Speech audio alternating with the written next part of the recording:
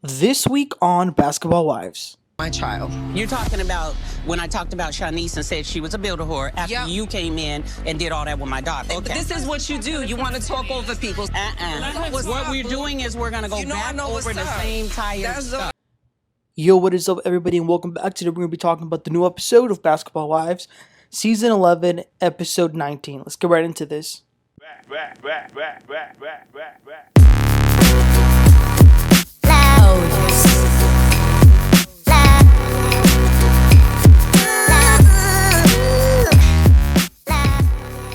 So the episode kicks off with Jackie meeting Brandy up on a wine shop.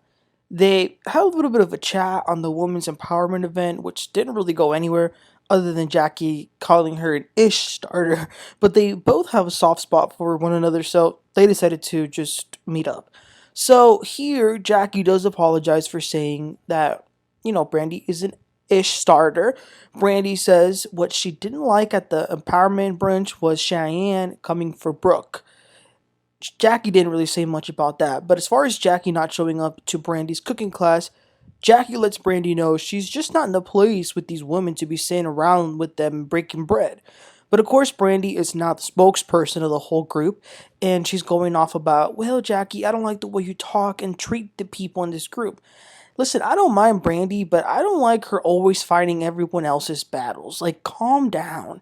But she's still doing so. So she says that obviously the two women who will be the hardest to make up with Jackie are going to be Brooke and Evelyn, but she thinks that Jackie should start with Jennifer for now.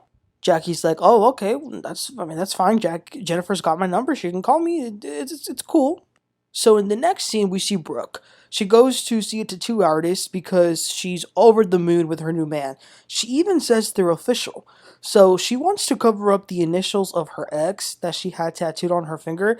I hope she doesn't make the same mistake and eventually tattoos this guy's initials too. So Evelyn and Jac'Eil came to accompany her, and Evelyn tells them that she met with Cheyenne.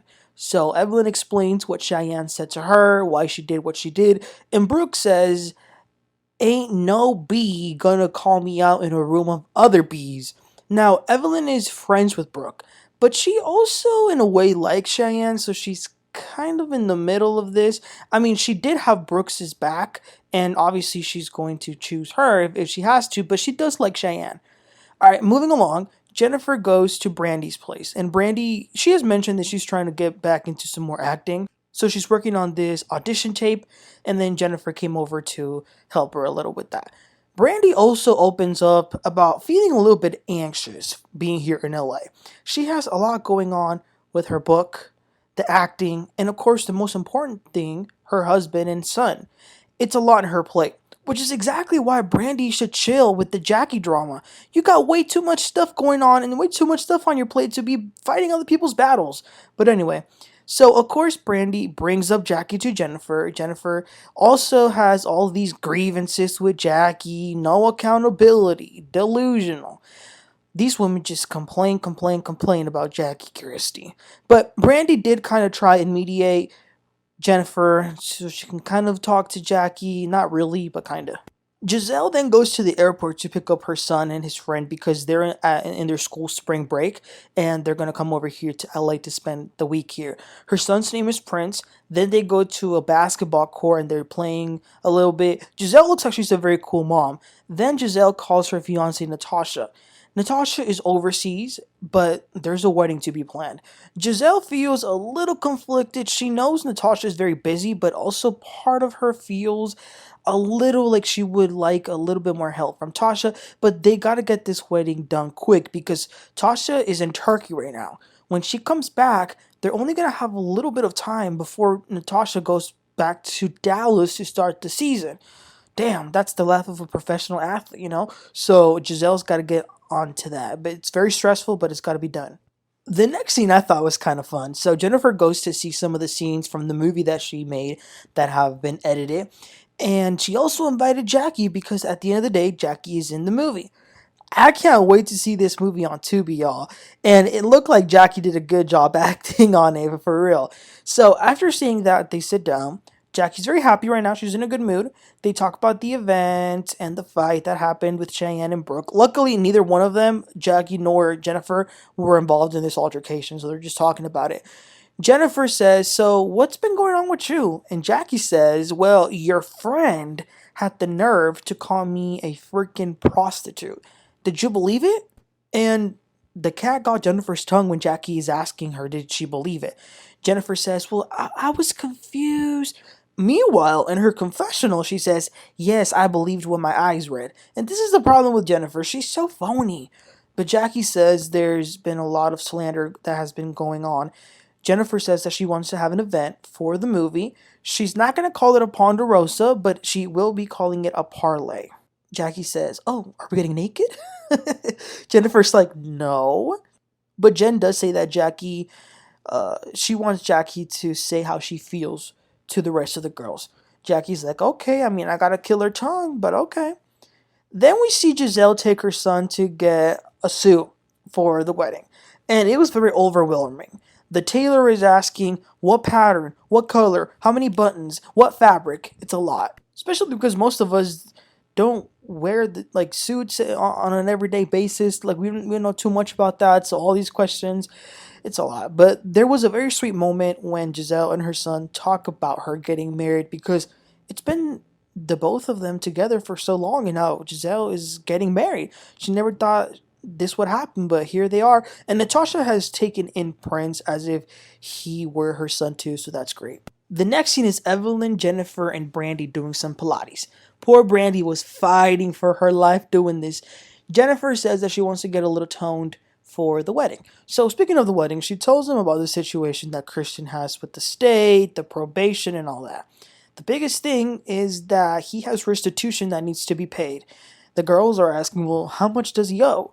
Jennifer says, about $250,000. That's the same as the wedding. Damn. Now, we all know a few things. One, we know Jen's probably going to be paying for most of this. Second, we know Christian is probably guilty of all he's being accused. When you gotta pay $250,000, yeah, you guilty as hell. Vanessa tried to tell y'all, but everybody was mad at the bill collector. Brandy then begins to be vulnerable. There are a lot of challenges going on in her life right now. She mentions that her son is getting to an age where he is able to look up things online pertaining to his parents' past, especially his dad. Now, as we know, her husband is a hot mess, 350 women, it's unbelievable. But he's been with Brandy on some very challenging situations of her life, and I think she feels a lot of loyalty because of that. So she doesn't like when he is attacked for the things that he's done in his past. And the ladies definitely, they made her feel better, but she really did open up. So then later, Evelyn and Brooke get together. Evelyn tells her about the Pilates that she went to, and Brooke's like, "Wait, what? You went with Brandy? Really?" And Evelyn says, "Yeah, I'm getting to know her. She's cool. We had a special moment where she opened up." Then, as far as Jennifer's parlay, Brooke says Jackie brings up such a trigger for her, and that she doesn't know if she'll have the capability or the strength to see her. Now, let me ask y'all this. I understand Brooke having the right to be mad over the interview that Jackie did. I do. But do y'all really think it's that bad where Brooke says she can't even fathom being next to Jackie? Let me know in the comments. So it's time for the parlay before the screening. Brooke didn't make it, but everyone else did. And then Jackie is the final one to arrive. And she brought Cheyenne with her. Cheyenne wasn't invited, but she came. Jen, all of a sudden, gets the courage when she's around the other women. And Jennifer pretty much asks Jackie to put it on the table, to say how she feels. Evelyn then jumps in and says, "I'm only here for one purpose. I'm trying to understand." And Jackie says, "Oh, Lord Jesus, help me." Evelyn says, "Yes, help you." So she continues to say, "I'm trying to understand how we got to this place where we are today. And I'm going to start with the big blow up that happened in New York when you talked about my daughter." Jackie says, "Oh, you're talking about me when I said that I've heard people call your daughter a build-a-whore after you brought up stuff about my daughter? You want to go back to that same old tired stuff?" Evelyn says, "Let me speak." And Jackie says, "Well, I'm going to walk out if that's what you want to talk about." They're going back and forth. Evelyn says, "Then walk out." Jackie says, "Yeah, because this is beneath me." And Evelyn says, "No, actually, it's beneath me." But Jackie gets up and leaves, and as she's leaving, Evelyn says, "Bye, you little sex worker." So when Jackie left, Brooke just happened to come strolling in, so they're filling her in on what just happened. Then Brooke says that she's got information to put on the table.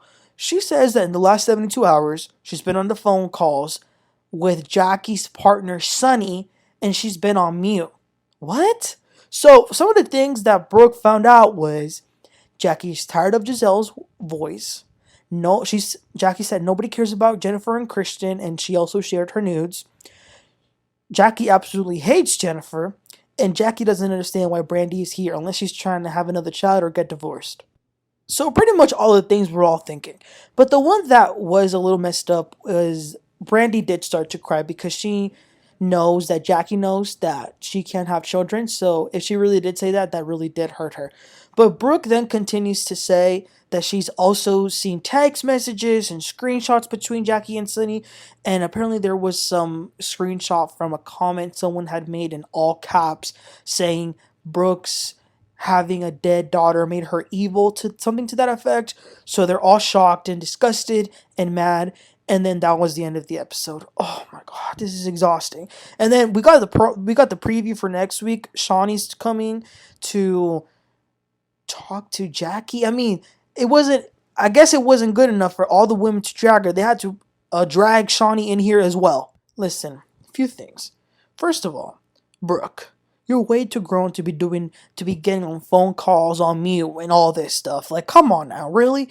Second of all, the problem with the ladies is, even if they do have a legitimate, valid concern or problem with Jac'Eil, the way they go about things, even though they might be right, it makes them unlikable. It makes them annoying. It makes them look desperate, because this season right now, it's all about everyone against Jac'Eil. It really is.